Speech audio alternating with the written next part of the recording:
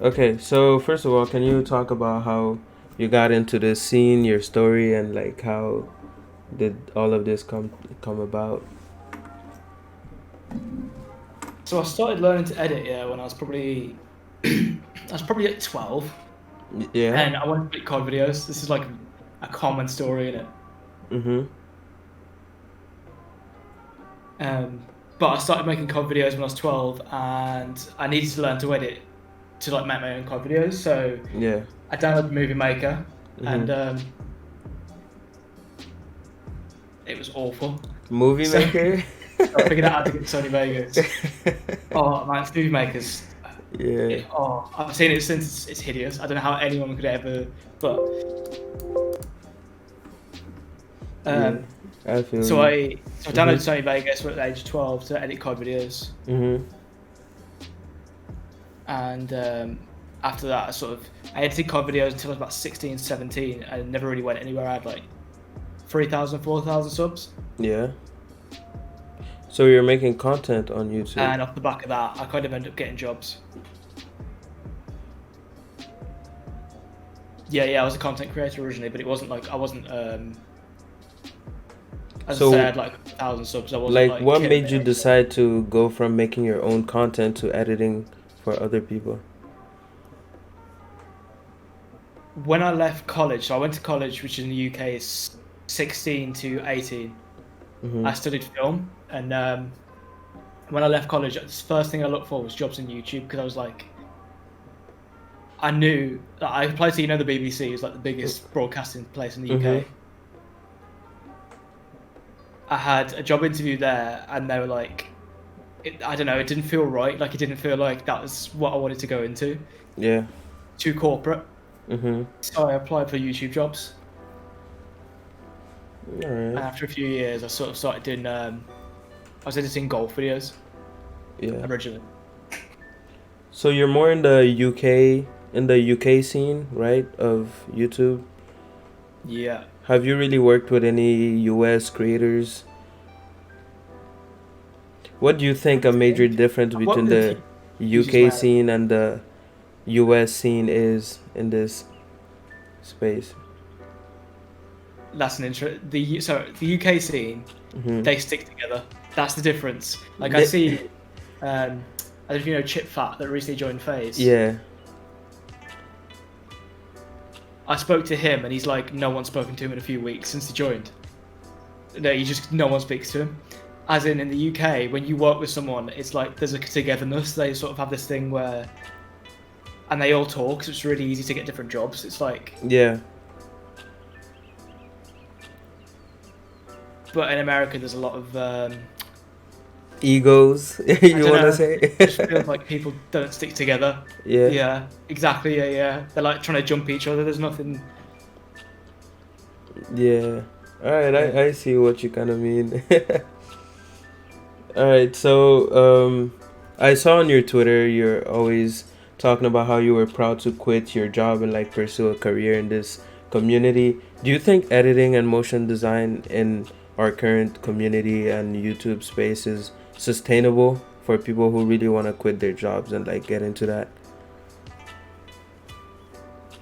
It is, but what I would say is if you're planning on doing that, to build up a client base first, because so what I was doing was I was working 9 to 5, and then when I got home from work, Mhm. I would carry on working, but like on my own stuff and building up clients. So I'd work with like Will and E and the Sidemen and started like building that way. Mhm.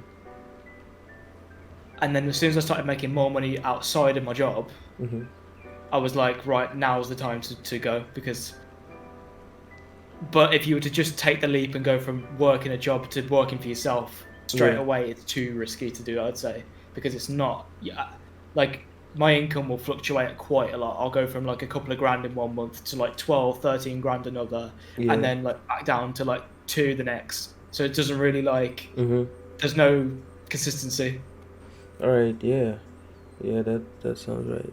I feel like the menu could be. Someone in the chat says I feel like the a lot of the main UK creators are all part of the same friend group and branch into one direction. I think that's kind of what you were Yeah, talking that's about. definitely true. They all live in the same like building and everything. Mm-hmm.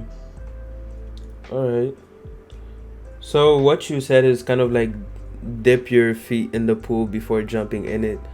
Like when you're quitting your job, kind of try to build a audience first before you fully transition to Mm-hmm. editing and stuff like that.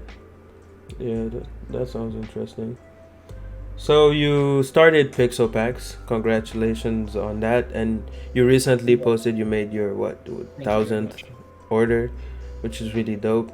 So where did that 1,000 idea orders. It's Pixel crazy. Packs come from? Like where? How did you think of that? How did it come about? It wasn't actually my original idea. So I was Mhm. the people I work with. There's like they're called TGF. They're Yeah. like big UK. Mhm. I was around one of their houses, and everyone was sort of there. And someone said to me, "Have you ever considered selling templates, as in like After Effects files and stuff?" Mhm.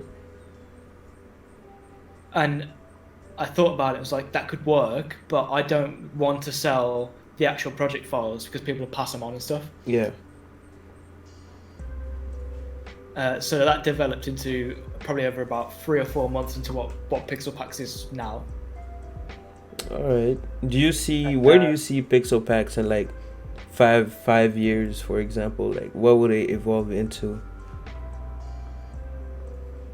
So the reason why it's called Pixel Packs and not like something animation is Mhm. because I wanted it to be more than just animations. So the future for me is to take that past being an animation company and take it to a point where I do like music, animations, editing, thumbnails, graphics design, Mhm. anything that someone needs in one place as like a subscription model, like a long-term subscription model where it's like, I don't know, Yeah. like £250 a month, something like that, and then people pay that, and it just covers everything they need as a YouTuber.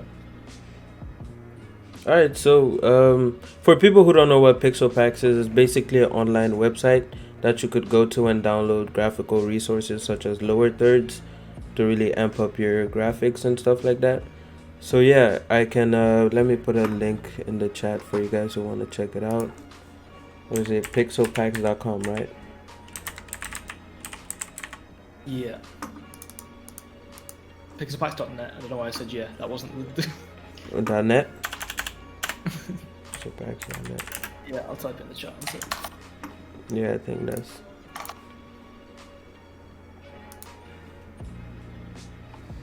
All right. Okay. I'll tweet as well. What are your views on exposure and clout in our community? Do you think it's a necessity to really have a long-term career working what we're doing, editing for creators and stuff like that?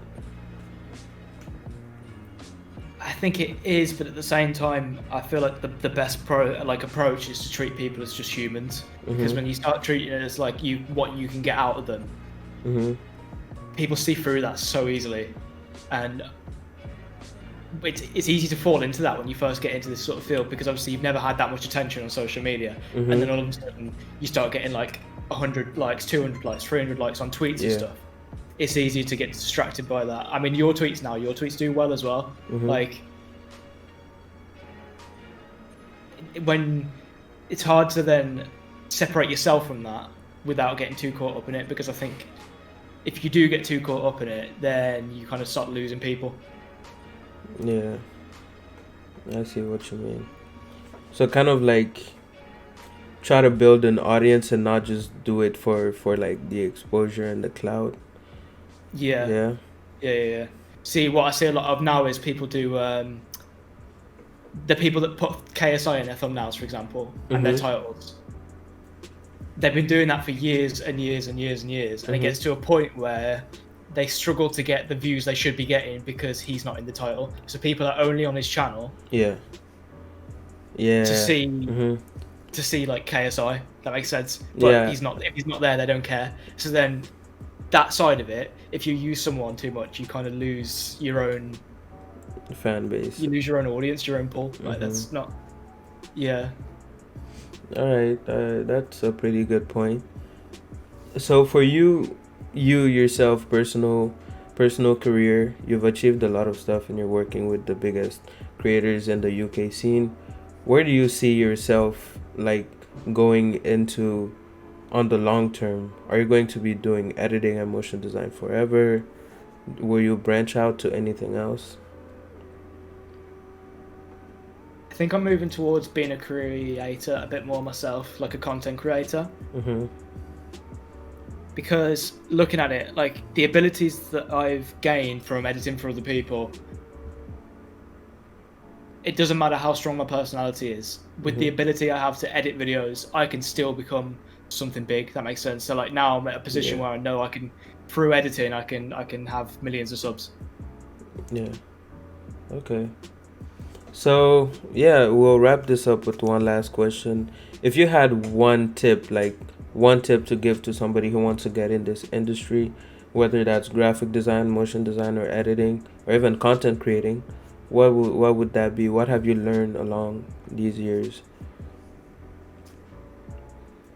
Biggest thing I would say for me is just put your shit out there, like put yourself out there. Mm-hmm. Because what a lot of people don't do is they forget like to publish. So like, for example, if I do an animation, I'll tweet out that animation and then it'll get like 200, 300, 400 likes.